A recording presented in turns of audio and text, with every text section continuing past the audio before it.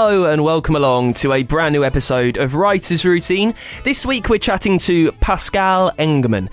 He is the best-selling Swedish novelist of his generation. He's been called the next Steig Larsson, and his books are now being released in the UK after being published all around the world.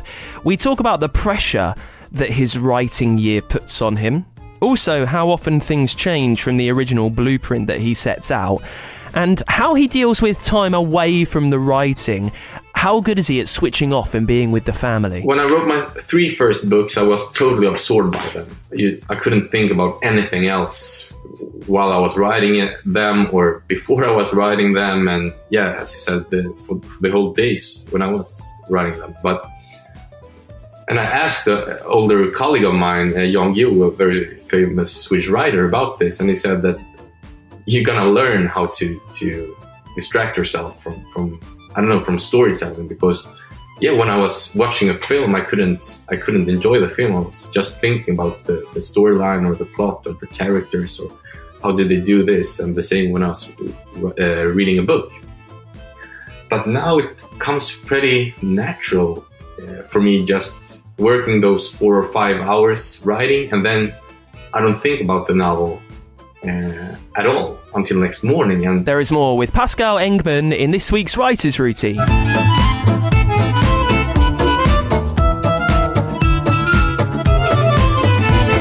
Yes, welcome along. It's Writer's Routine, where we take a look through an author's working day, very simply to see how they plan their day, their life, their space, to get down that idea and hopefully get it published.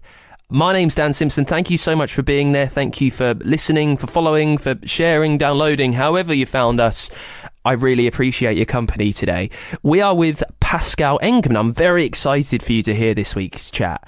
He is the best-selling Swedish novelist of his generation, as I say, being compared to Steig Larsson. He's written 6 novels and used to work as a journalist, and the stories that he covered there have given him ideas and inroads into a certain type of crime. They've all been sold around the world, and now some are coming out in the UK. His book Femicide has just been released. It's the first of the Vanessa Frank books. It's all about the world of incels. Have you heard of these people? They are involuntary celebates who spend their time online, mostly hating on women, really. But Pascal's book looks at what happens when they go one stage further, when they stop hating on women simply online and start in real life too. We talk about his writing life. It's rather brilliantly and bafflingly split up between Sweden and Chile, of all places, on the edge of the Atacama Desert down there. We chat about how he divides that time and how much pressure that split puts on his ability to get ideas. We talk about why he tries to make the first draft as perfect as possible because he simply hates editing. And you can hear why he loves infotainment. I know, I'm like you, not a massive fan of that word either. But Pascal is all for it, and he's our guest, so I am with him this week. There's some brilliant font chat in this too, and you can also hear about the original blueprint for the novel and how it changes along the way. So let's jump into it, as we always do, with Pascal Engman talking about what he sees around him in the place where he sits down to write. Right now I'm in Stockholm in my office here, but every December until March I travel to South America, to Chile. Because my father is from Chile, so I have a house there in the southern part of the Atacama Desert, and that's where I write like the text from. The synopsis I create here in Stockholm in my office where I'm right now, as I said. And this office isn't any spectacular. It's it's a small room with a small window looking out on another house. Can I ask? I've never been to Sweden and I've never been to Chile.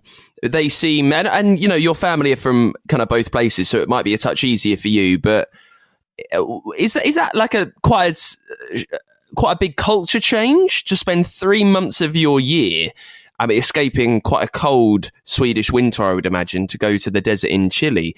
How different are the two places, do you find? Yeah, that's the main reason, escaping the Swedish winter. But actually, the Chileans call themselves the Englishmen of South America. I don't know why, but they really like you Englishmen, and they seem pretty proud of thinking that they are the Englishmen of South America. So it isn't a big cultural change, at least for me. Chile is pretty European for being a South American country. But as you said, the climate is totally different. So it's where I live in outside Vallenar in the Atacama Desert. It's about 30 degrees every day, almost the whole year. So I think that the main reason for me to escape is leaving the Swedish winter behind. So take me to where you write in Chile then, where you are creative. What's the room where you write in? What does it look out over? What posters, what pictures, what colour are the walls? Talk me through that, Pascal. Well, it's a pretty big colonial style house. Actually, when my family bought it was a ruin from the 19th century. And it's looking over this beautiful mountain. First, it's like a big alley of olive trees. And then it comes, and then I see a small river. And then behind the river, there are like gray or beige mountains rising. So it's a pretty beautiful place where I've been, I don't know if I'm addicted to travel there for my writing, but it feels like that way. I'm longing for it now when we have this rainy day in Stockholm. What is there around you that's that helps you be productive? Are there plot points on the walls? Do you use a whiteboard or post-it notes? No, before I traveled to Chile, between, I don't know, June until November, I have this research phase when I do my research, and at the same time I create this synopsis of the story, like a blueprint of the whole book I'm going to write. As I use like several 4, 5, 6 sometimes storylines, I have to make this blueprint in order to be able to follow them through the whole process. So I have everything on a Word document. I write about, I don't know, 3 or 5 sentences of every chapter from start to finish before I even start writing the book. So yes, because I need to have my blueprint of the story in order to get it right. So I don't use any I think it's called mood boards and whiteboards and everything like that. I just use my Word document. How much pressure do you feel then if you know that you're going to go to Chile to write a novel for 3 months of the year?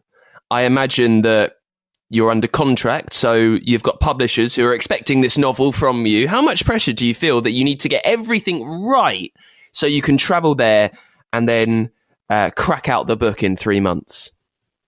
Well, now when I have all these readers also expecting me to crack out this book, I feel a little bit more pressure, but at the same time I can't complain. This is what I've been dreaming for since I was a boy to do. So I just enjoy every single second, and I used to, when I was younger, I always hated going up in the morning because I've always been tired in the mornings. But now, since I became a writer, I love the mornings. And when I go to bed at night, I long for the morning so that I can go up and do what I love the most. And it's such a freedom and a privilege to have a job that you love, that you can't imagine what life would be without it. So I don't feel pressure. I just enjoy it.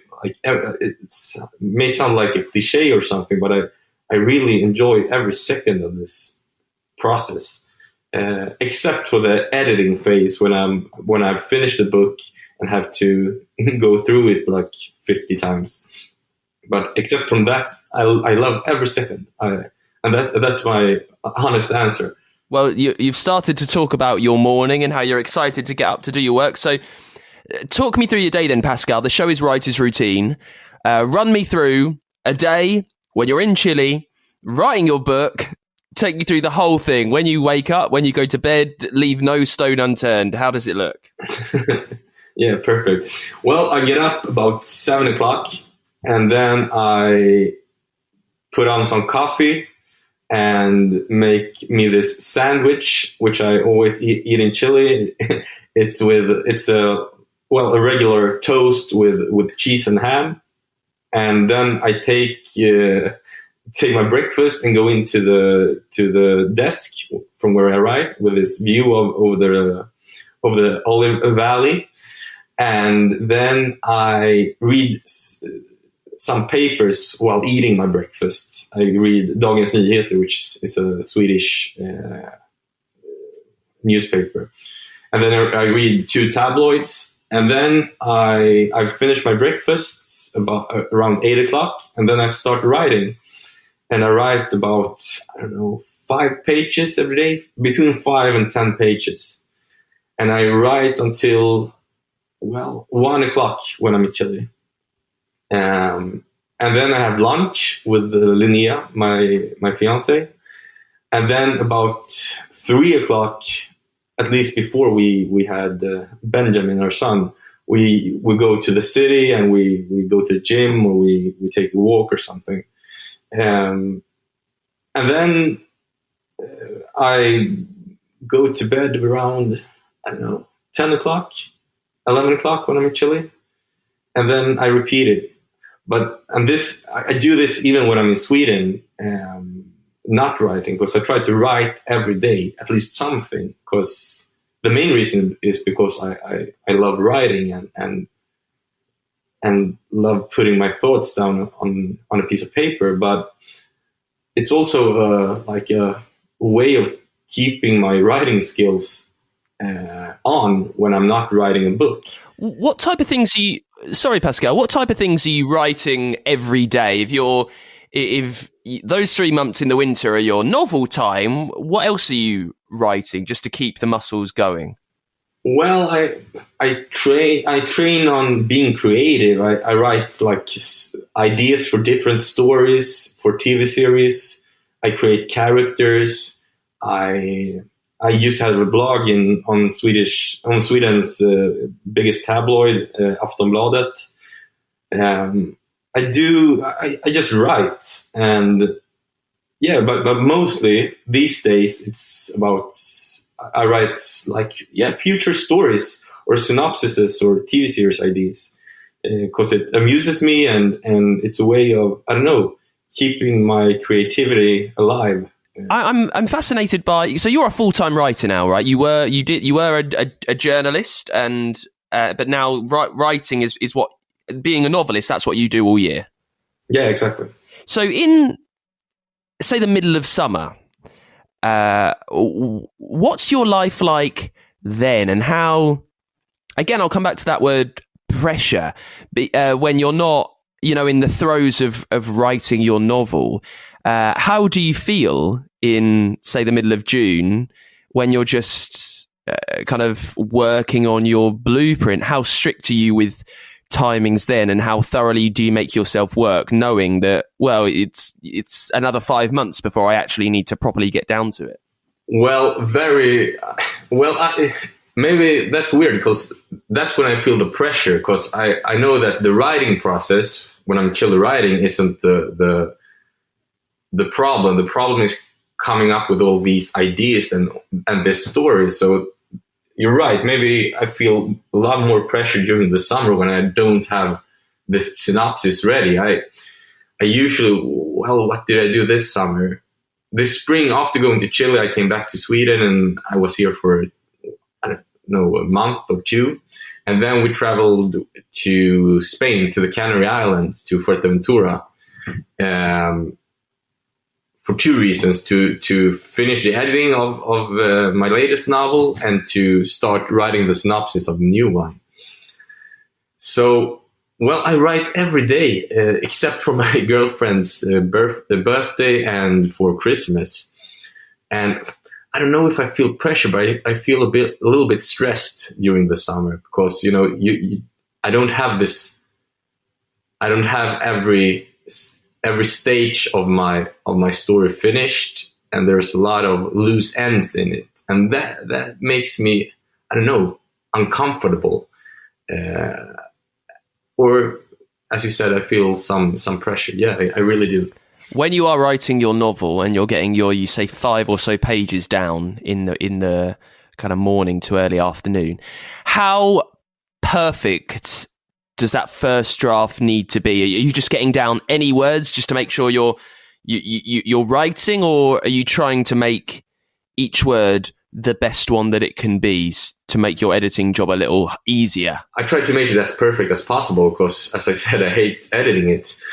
So, yeah, I think that when I send the script to my editor, it's the job is 95% done. So I don't edit that much. It's practically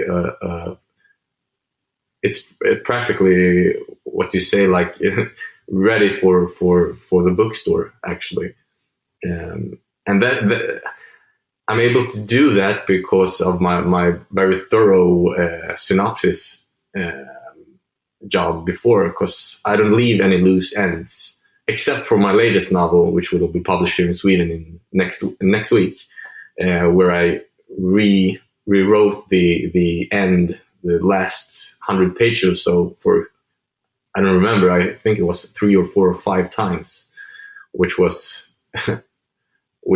pretty irritating. But I did it because I couldn't. I knew I could do it. I could create a better end. What was it about the endings that you had written a few times previously that just weren't working? Well, I have, as I told you, I have like 3, 4, or 5 storylines.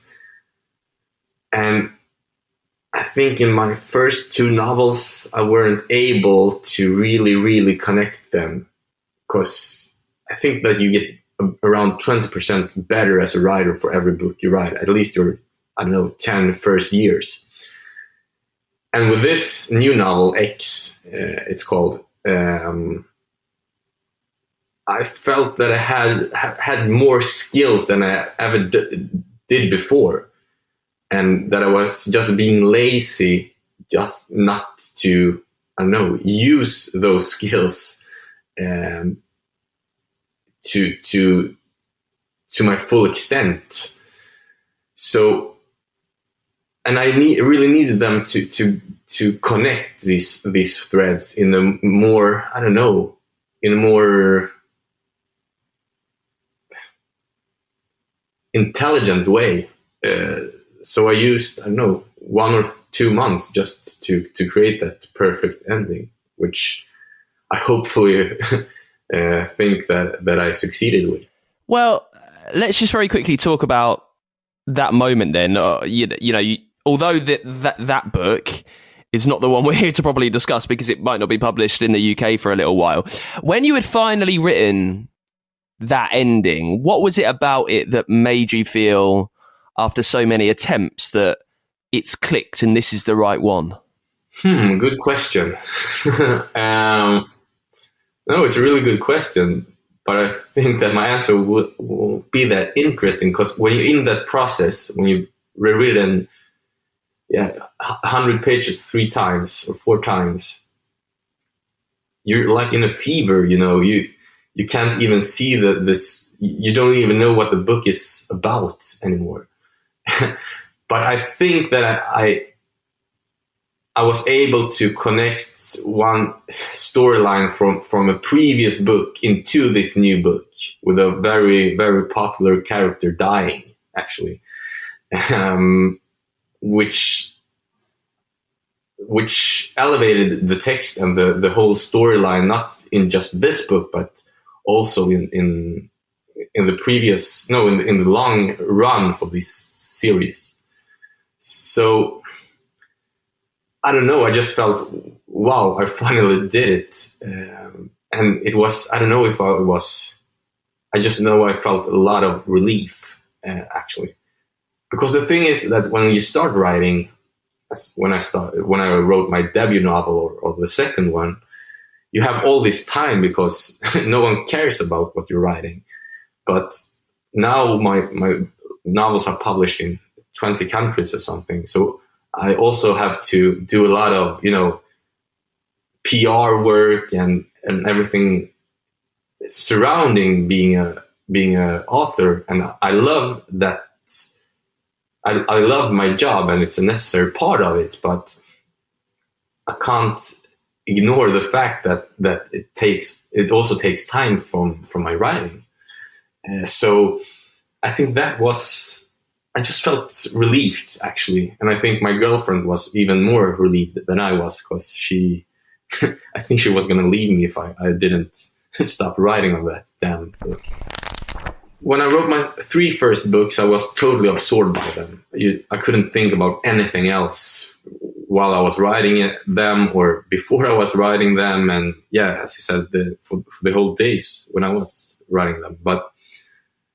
And I asked an older colleague of mine, Jan Yu, a very famous Swedish writer, about this. And he said that you're going to learn how to distract yourself from storytelling, because when I was watching a film, I couldn't enjoy the film. I was just thinking about the storyline or the plot or the characters or how did they do this, and the same when I was reading a book. But now it comes pretty natural for me, just working those 4 or 5 hours writing, and then I don't think about the novel at all until next morning. And the first time I realized this, I think it was with Femicide, the book I'm publishing now in England. And I was pretty worried about it, because I thought that being a writer demands that you think about the story the whole time. And I remember thinking that, oh, maybe I'm not into this job that much anymore. But, well, Femicide was even more well received than my previous 2 books, and it's a better book. So I think it's just experience, knowing that you have to rest from storytelling or from your novel in order to be a father and a husband, and being a better writer as well, because you can't obsess with your book all the time. But I realize why you do it, why you write your first or your second novel. But then I think it drops off. Talking about being a father, and a husband soon, how do your family feel, do you think, about this schedule that you've got going on, where you take them all the way to Chile to have 3 months on the outside of a desert? Well, I think Linnea, my fiance, loves it. I know that she does, because she tells me so. But now that we have Benjamin, who's 1.5 years old now, we know that we won't be doing this forever, that we have to find a home. And we don't know if it's going to be Sweden or Chile, or we've even been talking about England, because we're both really into England. But you have to look out. No, you have to be careful, not let this life take over, the person you want to be, or the man you have to be. I think it's pretty easy to become pretty self-centered being a writer, because everyone is so kind to you. Everyone tells you how interesting your life and your books are, that you, I think that it's sort of easy to lose the grip of real life, actually. And I don't want that to happen to me. So it's something I'm aware of and that I'm cautious of every day. When you're finding it hard, when the words aren't coming out, some people call it writer's block. Is there anything that you do to help unclog it? Maybe another cup of coffee or a walk around the desert or a certain piece of music at a certain time? What do you do? Yeah, a lot of walks around the desert, actually. Just walking we have several dogs there that we rescue from the streets like every year, and then they come to live with us. Walk around the desert with the dogs. But it's pretty. I never get these. I've read about them. I've talked about them with other writers. These writing blogs, but the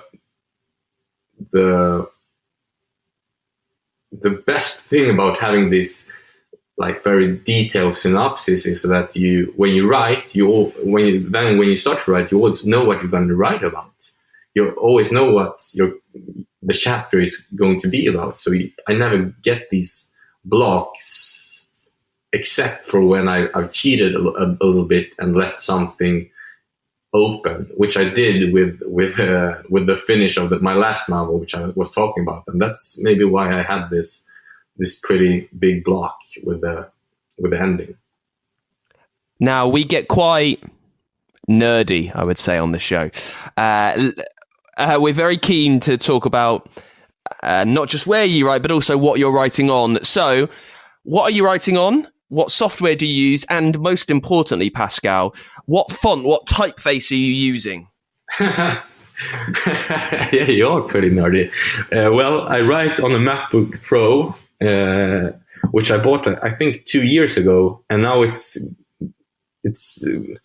I think it's having it lost the last months of its life, actually, because it's being pretty slow these days. And I use Microsoft Word to write. And the font that I'm using is Baskerville. I used to write with Arial, I think it was called, but a colleague of mine, Alex Schulman, which is also published in England, I think, laughed when he saw that, and then he introduced me to Baskerville, and yeah, I love Baskerville. Why did your colleague laugh, and why is Baskerville much superior? Because Baskerville, it feels like being like this 19th century writer. Because the font is so beautiful, and Arial is so, I don't know, it's so basic, and I've never given it a thought when he said this, but I don't know, since then I just use Baskerville. It's, I think but you know, something interesting, that when I'm finishing my book, when I've read the book like 2 or 3 times, you start knowing every word in it, so then I change back to Arial, actually, in order to get like a new sense of the text.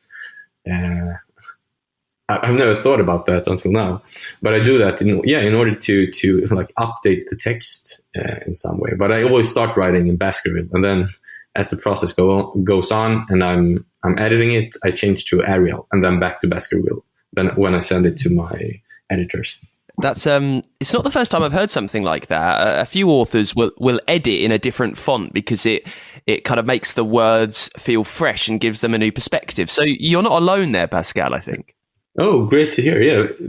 I don't know. Yeah, interesting, because I've never talked to anyone about it, not even Linnea, my girlfriend. So yeah, I'm glad I'm not alone in this.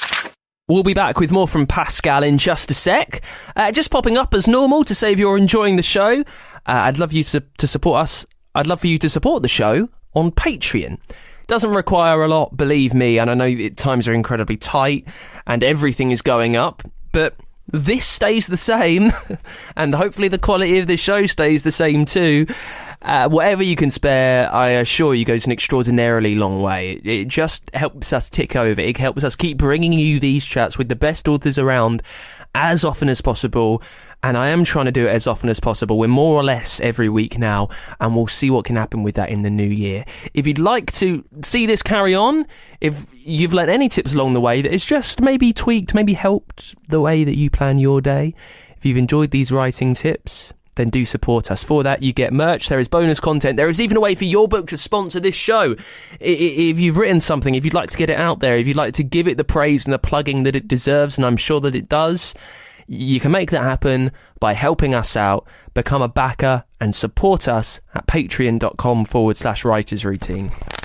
Okay, let's pick things up then with Pascal Engman talking about his novel Femicide, which has just been published in the UK. We talk about how much his finished copy changes from the original plans. Also, how much he thinks about the international audience and how that affects the jokes that he might be writing in Swedish, knowing they might not land as well in another language. That's really interesting, and we get back into it talking through the original idea for Femicide and where that came from. I think there were 3 reasons why I wrote Femicide. First, the Me Too movement, because as a man I was shocked by all these stories of men mistreating women. And I knew it was bad, but I could never have dreamt of the extent of it. So it was, I think I started to write Femicide the spring of 2018, and the Me Too movement was the autumn of 2017. So I had the Me Too movement fresh. And secondly, I remember that at this time in Sweden, we had a loud debate of music festivals, because women were being sexually abused and groped on music festivals. And someone came up with the idea of a women-only music festival, which led to, this anger among some men and this nationwide debate, which I followed.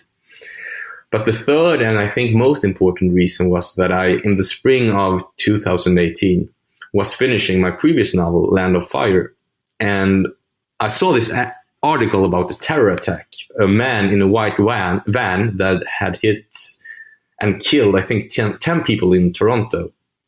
And this was the first time I heard about the word incel. So I started Googling it and entered a couple of incel forums. And one of the first comments I read was about this terror attack. And there was a man writing, I will never forget this, but he wrote, "I'll drink a celebratorial beer for every victim that turns out to be a woman between 18 and 35. So I started entering these forums every day, diving into this very dark and toxic world of misogyny. And those were the 3 reasons why I understood. And as I said, this was 2018 in the spring, and no one in Sweden, I think, had ever heard about the incel movement. So I also, as a journalist, thought that I could enlighten my readers, because I love the term infotainment. Why I want my readers to learn something while being entertained, because that's the kind of books I enjoy reading. So I understood that I could create an interesting story, but also a pretty enlightening story and informative to my readership. So what happens next then? I mean, it's quite open-ended, but if you know you've got this idea and you won't be writing it properly for another 5 or 6 months, what's the process of making that blueprint?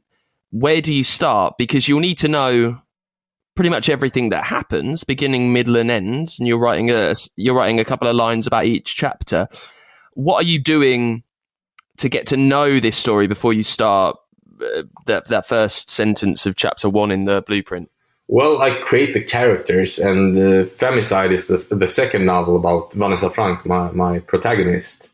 So I already had her her character, and Nicolas Paredes, which is another big character in this series. But I also like to have, like, I don't know how to describe them, but a kind of character that I refer to as, I don't know, the heart of the story. That is someone who is like a good person facing evil, that I know that my readers and I will like. And I almost always take these characters from real life. And this time, I don't know if you've read the book, but when I was a reporter, I had a lot of freedom. And one summer, I spent about 2 weeks hanging out with a group of homeless alcoholics. It started when I heard that this group always sat drinking on the bench on the platform of the Farsta subway station. And this platform is elevated about, I don't know, 10 meters. So the bench has a nice view. Well, it has a view. Farsta isn't the most beautiful place. It's a suburb here in Sweden, in Stockholm, sorry. But what I liked was that these guys called the bench Sky Bar. So as I said, I went there and I met all these mainly men and just sat there talking to them and listening to their stories. And one man told me how he had met this homeless woman, and he had these beautiful stories of them always laughing despite sleeping outside, despite freezing, despite everything that happened to them. They were always telling each other jokes. So I asked him, where is she? And he told me that she was dead, that she committed suicide, and that he never had visited her grave, but that he always he knew where she was buried, but he couldn't force himself to get there. So, but he always checked the weather updates for if it was raining on her grave that day. And I thought that was such a beautiful story that I decided to create this character out of these two characters out of their story. So that's the first thing I do. I create the heart of the story in one character. And then I just sit with Word open and I write, I don't know, scenes.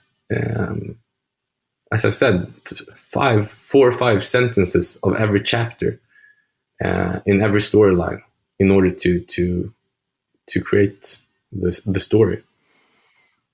Does that make things a bit tricky because you're only knowing your characters through 5 lines of a chapter before moving on, and in those 5 lines you're not really giving them a chance to, I guess, grow and develop along the way? How hard does that make it when you come back to write the full thing and you find that maybe what you had thought they would do is completely different to what Vanessa Frank wants to do when you've written thousands of words? Well, I think that while writing these 4 or 5 sentences, I think that I have this mental process at the same time where I start, when I don't know, process the character's evolution, I think it's called, through the story, or journey through the story. So I bear that in my head. I don't know how to explain it, but I just get this sense of the character pretty immediately when I've decided which character to use.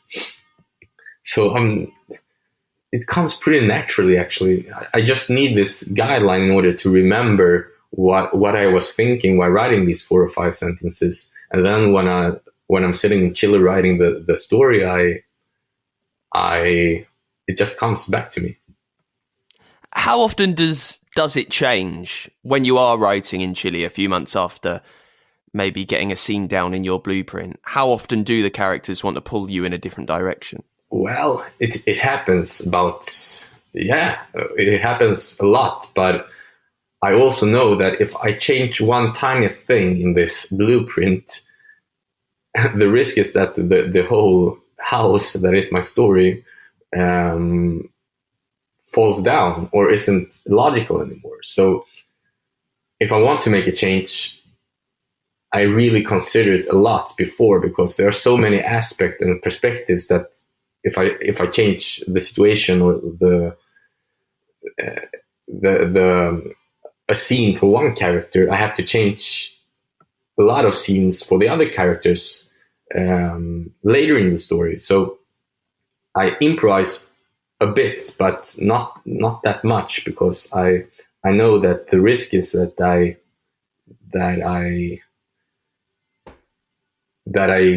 get me into a lot of trouble later on. You said that you found it really hard to edit. What's the toughest part of that side of storytelling? Well, my books are so long. I have about 500 or 600 pages sometimes.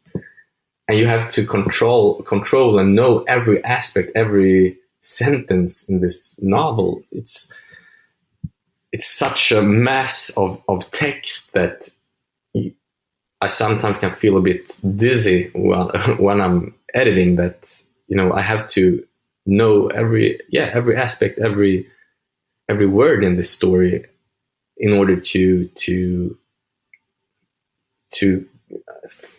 finish this book and to make it a good book. Because I can't have any logical, failings or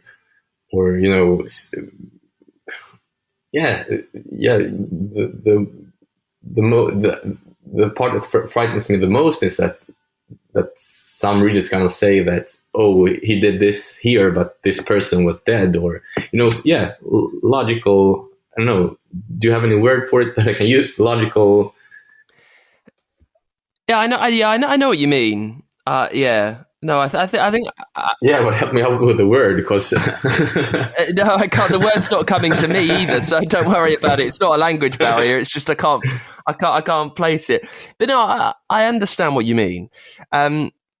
Listen, this is your first book being published in English, and you've sold many books in many languages across the world, and you have mentioned the pressure that you sometimes find knowing that you've got quite a big audience of readers that want another Pascal Engman story. Now you are published in the UK, and Scandi Noir is quite a popular genre. How much do you think you think about that when you are writing? When you are just telling a story, how much thought do you give to an international audience that you've got now? More and more, I think some jokes that I want my characters to say, I just understand that that no one outside Sweden or Scandinavia maybe will understand them. So I think it's the humor that I feel a little bit. I don't know, help me with the words here. I feel a little bit that my hands are tied, if you can use that expression for this. So yeah, I get that. If the hands are tied and if the jokes maybe aren't translating, are you then writing a different joke for a UK audience? What are you doing? No, I just skip the joke. Or I find another joke that isn't built on, I don't know, the Swedish language. But also I think that the problem, as for example, Femicide is published in the UK now. I think that while I wrote it, Donald Trump was the president of the United States, and I had some reference to him in the book. I always feel, I'm a bit scared always that the time will make that while for example an Englishman is reading it will feel a bit dated. Now I'm writing X, my latest novel in Sweden, takes place partially during the World Cup in Qatar, And if it will be published in England, it will be in, I don't know, 3 or 4 years. And maybe that will be a problem because it won't be that fresh when you guys read it as it is now when the Swedes and the Scandinavian audience is reading it. So I think that I'm trying to limit the news cycle in the novels as well. And that is it for Pascal Engman. Thank you so much to Pascal for coming on the show. He is the best-selling Swedish novelist of his generation. And I really appreciate his time. The new book Femicide is out in the UK, and it's been published kind of all around the world in bits and pieces and dribs and drabs, really. So I would say, if you like the sound of it, find a local bookshop and ask them about Pascal Engman's work. Now, next week, we are chatting to the winner of the 2021 Nobel Prize for Literature, Abdulrazak Gurna. He'll be talking through his new novel Afterlives with us, and he's won a Nobel Prize. So there's a lot to get into next week on the show. In the meantime, you can support us on Patreon, patreon.com/writersroutine. Follow us on Twitter @WritersPod there. If you listen through Apple, please leave us a review. You can get in contact at writersroutine.com, and I will see you next week with Abdulrazak Gurna. Until then, bye!